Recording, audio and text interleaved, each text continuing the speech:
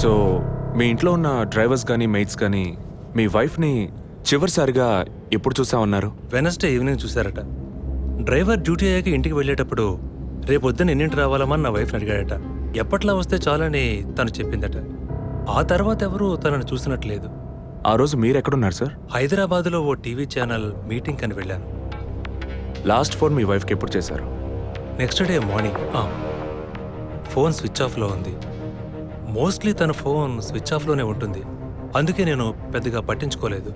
ఎప్పుడు మీకు డౌట్ వచ్చింది? ఆ రోజు నైట్ వరకు నాకు రాలేదు. దీన్ని ఇష్యూ చేయటం ఏం బాగుంటుందని ఎవరికి చెప్పలేదు. ఆ తర్వాతే నేను కమిషనర్ దగ్గరికి వెళ్ళి కంప్లైంట్ చేశాను.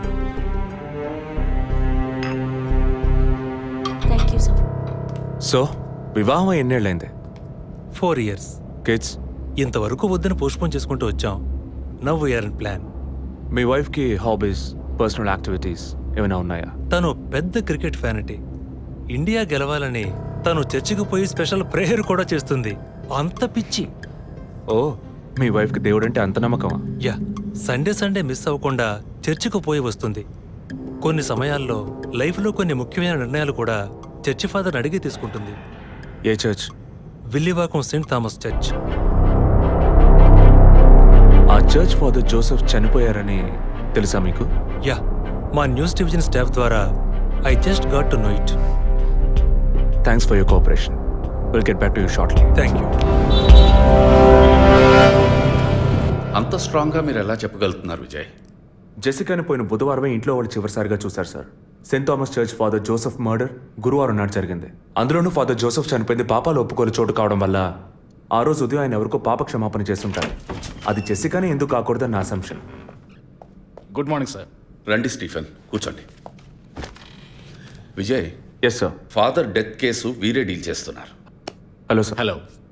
విజయ్ హ్యాండిల్ చేస్తున్న కేసులో కనిపించకుండా పోయిన అమ్మాయి ఫాదర్ మరణించిన టైంలో పాప క్షమాపణ కోసం వచ్చి అక్కడ ఉన్నందువల్ల ఈ హత్యకి ఆ అమ్మాయికి సంబంధం ఉండొచ్చేమో అని వీరు అనుమానం. ఉండొచ్చు సార్.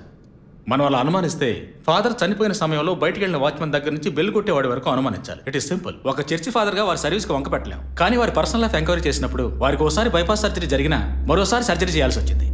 ఆపరేషన్ ఖర్చులు, చేసిన అప్పులు, వీటన్నిటి వల్ల వారి నిర్ణయానికి వచ్చి ఉండొచ్చు. సూసైడ్ అంటానికి కావాల్సిన సిమ్టమ్స్ అన్నీ ఉన్నాయి. ఈ కేసు గురించి మీ ఒపీనియన్ ఏంటి? నాకు మాత్రం చర్చ్ ఫాదర్ మరణం సూసైడ్ కాదని ఎందుకో డౌట్ సార్. ఎలా చెప్పగలుగుతున్నారు? ఆయన పర్సనల్ లైఫ్లో ఎలాంటి వారైనా కావచ్చు, కానీ ఒక స్వచ్ఛమైన క్రిస్టియన్గా జీవించేవారట. అంత స్వచ్ఛమైన క్రిస్టియన్గా ఉన్నవారు తన రక్తాన్ని పవిత్రమైన చర్చ్లో చెందించాలని ఎప్పుడూ అనుకోరు. పోనీ ఒకవేళ సూసైడ్ చేసుకోవాలనుకున్నా అది వారి ఇంట్లో చేసుకుని ఉండేవారు. వారు ఆ పని చేయలేదు. ఫాదర్ కన్నా ఎక్కువగా బైబిల్ చదివినట్టున్నారు. దీనికి బైబిల్ చదవాల్సిన అవసరం లేదు. క్రైస్తవ మతతత్వాన్ని అర్థం చేసుకుంటే చాలు. జెసికా కేసుని, ఫాదర్ కేసుని ఒకే యాంగిల్లో పరిశీలిస్తేనే మనం ఒక నిర్ణయానికి రాగలుగుతాం సార్. మరి ఇంకేంటి సార్, దివ్య దృష్టి ఉన్నట్టు అన్ని వీరే చెప్తున్నారు. ఈ కేసు కూడా వీరికి అప్పగించండి. ఎస్ స్టీఫెన్, నేను అదే మంచిదనుకుంటున్నాను. దీన్ని విజయ్ హ్యాండిల్ చేస్తాడు. సార్. ఏంటి సార్? కేసుకు సంబంధించిన ఫైల్స్ అన్ని వీరికి అప్పచెప్పండి. విజయ్ సార్, ఫాదర్ కేసులో మీకు అసిస్ట్ చేయడానికి స్టేషన్ సబ్ ఇన్స్పెక్టర్ తిరుపతి అని ఒక ఆయన ఉన్నారు. ఆయన మీకు హెల్ప్గా ఉంటారు. కాకపోతే కాస్త ఎక్కువగా మాట్లాడతారు, చూసుకోండి. I will handle it sir. Thank you.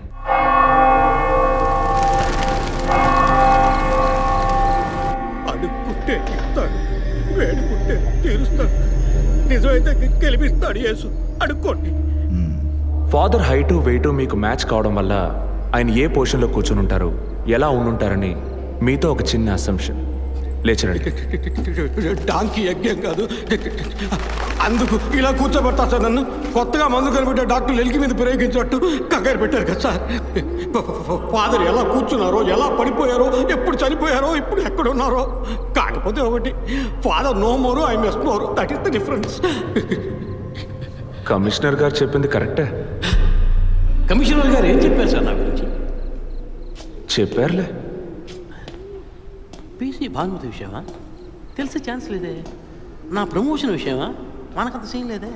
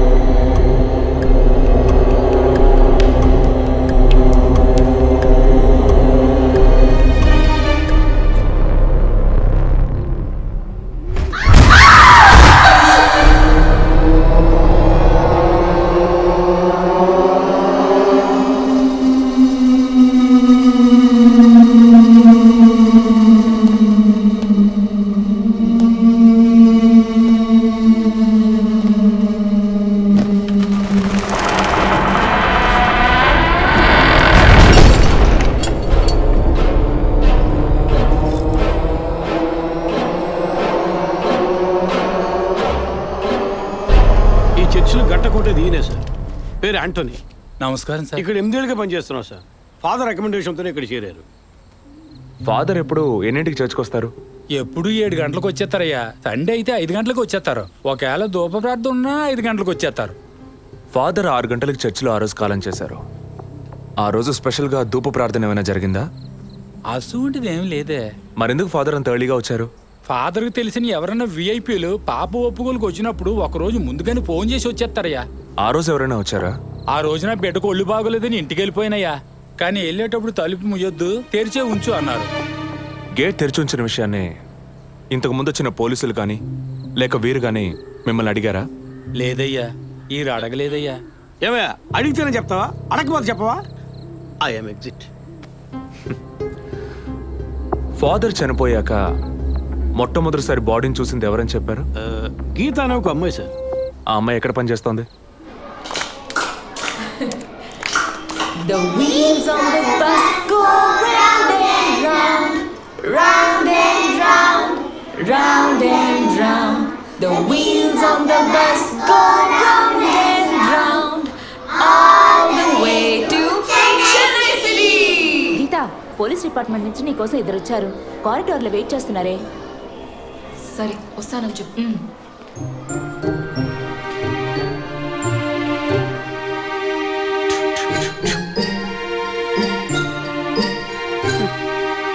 ఈ వయసులో పిల్లలు అన్నాక ఇలాగే అలా చేస్తుంటారులేండి. కానీ రేపు పెద్దయ్యాక మదర్ తెరెసా కావచ్చు, తాత గాంధీ కావచ్చు, మామ నెహ్రూ కావచ్చు. కానీ నాలా మాత్రం కాలేరండి.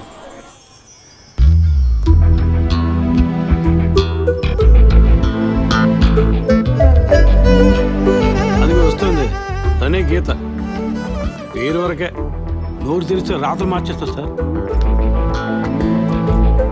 ఎందుకు నన్ను రమ్మన్నారు? మీరేనా గీత? అవును నేనే. ఏం కావాలి? I'm assistant commissioner Vijay Prakash. Me ID card ఇవ్వండి. ఈ మధ్యగా ఎలక్షన్లు పూర్తయి అంతలోనే మధ్యంతర ఎన్నికలా సార్? ఓటర్ ఐడి అడుగుతున్నారు, ఇవ్వండి. I mean me voter ID కాదు, మీరు పోలీస్ అని గుర్తించే ఐడి కార్డు అడిగాను. ఏ ఐడి కార్డు ఉంటేనే మాట్లాడతారా? ఏ అడగకూడదా? ఏంటి బస్ పాస్ పారేసుకుని స్టూడెంట్ ఎదుర్కొంటున్నాడు? సరే విషయం ఏంటో చెప్పండి. ఫాదర్ కేసులో ఆయన బాడీని ఫస్ట్ టైం చూసింది మీరే. దాని గురించి మీతో కొంచెం మాట్లాడాలి. నేను ఎన్నిసార్లు చెప్పాలి, నాకు అర్థం కావట్లేదు. 2 రోజుల ముందే కదా వచ్చారు. నేనా? మీ డిపార్ట్మెంట్ నుంచే వీరు కూడా వచ్చారు. 2 గంటల సేపు నా ఇంటికి వచ్చి ఇంట్రోగేట్ చేశారు. పక్కింటి వాళ్ళకి సమాధానం చెప్పలేకపోయాను. ఇప్పుడు ఇలా వర్క్ చేసే ప్లేస్కి వచ్చి టార్చర్ పెడితే ఎలా చెప్పండి? అందరూ అన్నారు పోలీసులతో వద్దు అని. నేనే వినలేదు. డెడ్ బాడీని చూసిన వెంటనే వెళ్ళిపోవాల్సింది. ఆ పని మీరు చేస్తుంటే మీ ఇంటికి పోలీస్ కుక్కలు వచ్చేవి. ఏంటి బెదిరిస్తున్నారా? బెదిరించలా, మీకు సమాధానం చెప్పాను. ఇలా చూడండి, మీ డిపార్ట్మెంట్ నుంచి ఎంతమంది వచ్చినా, ఎన్ని తడవలు వచ్చినా ఏం అడుగుతారు మీరు? ఎందుకు చర్చికి వెళ్ళారు? ఎందుకు పొద్దున్నే వెళ్ళారు? ఫాదర్ డెడ్ బాడీని ఎప్పుడు చూశారు? మీరు చూసినప్పుడు ఆయన ప్రాణాలతో ఉన్నారా? అంతే కదా. దయచేసి వెళ్ళిపోండి ప్లీజ్. నేను ఇప్పుడు ఇక్కడికి ఎంక్వైరీ చేయడానికి వచ్చింది మీరు ఆయన బాడీని చూసినందుకు కాదు. మరి అదే ఒక మర్డర్ అయి ఉంటే డైరెక్ట్గా చూసుంటారుగా, అది అడగడానికి. నెక్స్ట్ టైం వచ్చినప్పుడన్నా మీరు నిజం చెప్పడానికి ప్రయత్నించండి. నెక్స్ట్ టైం కూడా వస్తాం. ఇన్వెస్టిగేషన్లో ఇంటర్వల్.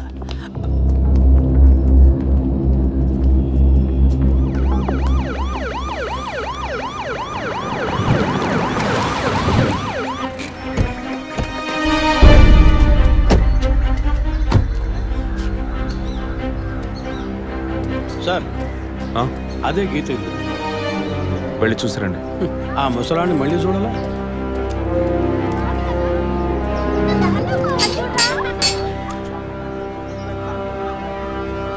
ఏంటి ఇంకా రాలేదు? గీత గారు ఉన్నారా? తను పొద్దున్నే స్కూల్కి వెళ్ళిపోయిందే. ఇంతకుముందు చాలాసార్లు ఎంక్వైరీకి వచ్చి వెళ్ళారు కదా, మళ్ళీ దేనికి? ఏం లేదు, ఏసీ కొత్త రీ ఎంక్వైరీ చేయాలంటున్నారు. వస్తే విషయం చెప్పండి, సరేనా? సరే సార్.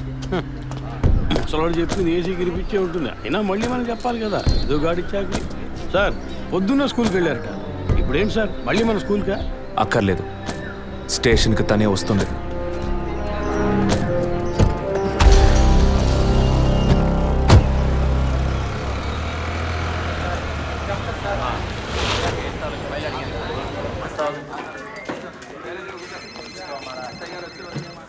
మిస్సింగ్ కేసును తేలిగ్గా తీసుకోకండి సార్ రేపే నాకు ప్రోగ్రెస్ తెలియాలి. ఓకే సార్ మిమ్మల్ని చూడడానికి వచ్చారు. కూర్చోండి. వర్కింగ్ ప్లేస్కి రావద్దు అన్నాను కదా, మరి ఎందుకు సార్ మా ఇంటికి వచ్చారు? పోలీస్ స్టేషన్కి ఆడపిల్ల రావడం ఓకేనా? ఓకే అంటే చెప్పండి. ఎప్పుడు ఏ క్లారిఫికేషన్ కావాలన్నా పిలుస్తాను. ఇప్పుడు ఏ క్లారిఫికేషన్ చెప్పండి. ఈ చైన్ మీద. హలో, నేను క్రిస్టియన్ని కాదు. Alex sir. Yes sir. మీరు కొండకి ఎప్పుడు వెళ్తున్నారు? వచ్చే వారం సార్. నేనే మిమ్మల్ని లీవ్ అడగాలనుకున్నాను సార్. సరే ఓకే, పిలుస్తాను. Thank you sir. నేను కూడా వారం వారం చర్చ్కి వెళ్తాను. అంత మాత్రాన క్రిస్టియన్నా? It makes no difference. Jesus, Gandhi, Sheikh వారా వీళ్ళు ఇప్పుడు ఫ్యాషన్ సింబల్స్ అయ్యారు. ఇలా చూడండి, మొదట ఆ చైన్ నాది కాదు. నెల నెల చర్చ్కి వచ్చే ఫండ్స్ నుంచి స్కూల్కి ఇచ్చే డొనేషన్ ఫాదర్ ద్వారా నేనే తీసుకొస్తుంటాను. అందుకే ముందు రోజు ఈవినింగ్ ఫాదర్తో ఫోన్లో మాట్లాడి నెక్స్ట్ డే మార్నింగ్ 7:45కి నేను చర్చ్కి వెళ్ళాను. నేను లోపలికి పోయి ప్రేయర్ హాల్లో చూస్తే అక్కడ ఫాదర్ లేరు. సరే నీ కన్ఫెషన్ హాల్లో పోయి చూస్తే అక్కడ ఫాదర్ చనిపోయి ఉన్నారు. ఆ తర్వాత ఎలా బయటకు వచ్చానో నాకు తెలీదు. స్కూటీ ఎక్కి బయలుదేరటమే నాకు గుర్తుంది. స్కూటీలో 7:45కి మీరు వెళ్ళానంటున్నారు. చర్చ్ ఎంట్రన్స్లోకి వెళ్ళాక గేట్ సగమే తెరిచుందా లేక పూర్తిగా తెరిచుందా? పూర్తిగానే తెరిచింది. బండిని చర్చ్కి లెఫ్ట్లో పార్క్ చేశారా, రైట్లో పార్క్ చేశారా? రైట్లోనే పార్క్ చేశాను. సైడ్ స్టాండ్ వేశారా, సెంటర్ స్టాండ్ వేశారా? ఎందుకు? జస్ట్ ఆన్సర్ మీ. సైడ్ స్టాండే వేశాను. లాక్ చేశారా? చేశాను. అప్పుడు మీ ముఖాన్ని తప్పకుండా అద్దంలో ఒక్కసారైనా చూసుకొని ఉంటారు. అద్దానికి కేసుకి లింక్ ఏంటబ్బా? ఆ సమయంలో చుట్టూ ఎవరైనా ఏదైనా మూవ్ అయినట్టు తెలిసిందా? లేదు. Any car, bike? లేదు. తప్పకుండా చూసుంటారు మీరు. ఒక్కసారి ఆలోచన చూడండి. బికాస్ ఫాదర్ చనిపోయిన టైము, మీరు చర్చిలో ఉన్న టైము మోరాలస్ ది సేమ్. ఎంత డీప్ ఇన్వెస్టిగేషన్ అవసరమా? అవును, అక్కడ ఒక కారు ఉన్నట్టే అనిపిస్తోంది. ఇది మనకి చెప్పలేదే, మనం అడిగితే కదా చెప్పేది. ఈ కారేమో చూడండి. అవును, ఇటువంటిది అయ్యుండొచ్చు. కారులో ఎవరైనా ఉన్నారా? లేరు. నిజంగా? అదే ఎవరు లేరని చెప్తున్నానుగా. Okay cool. తర్వాత? ఆ తర్వాత చర్చ్ లోపలికి వెళ్ళాను. మొత్తం 3 ఎంట్రీలు ఉన్నాయి. మెయిన్ ఎంట్రీలోంచి వెళ్ళారా లేక సైడ్ ఎంట్రీలోంచి? మెయిన్ ఎంట్రీ క్లోజ్ చేసింది, అందుకే సైడ్ ఎంట్రీలోంచి వెళ్ళాను. సరే, మరి తిరిగి వచ్చేటప్పుడు ఎట్నుంచి వచ్చారు? అదే వచ్చే కంగారులో ఎట్నుంచి వచ్చానో ఏమో గుర్తులేదంటున్నానుగా. అక్కడ ఏదైనా మిస్ చేసుకున్నారా? లేదు. ఆలోచించి చెప్పండి. లేదు. ఏంటి ఇన్వెస్టిగేషన్ టైంలో గిఫ్ట్ ఇస్తున్నాడు, జడ్జిమెంట్కి అందడం లేదే. Is this yours? స్కూటీని తీసేటప్పుడు కీచైన్ని మిస్ చేసుకున్నాను. కింద పడ్డ కీ తీసాక మీరు ఒక భయంతో కంగారుతో బండి స్టార్ట్ చేస్తుంటారు. అప్పుడు ఆ కార్ అక్కడ ఉందా?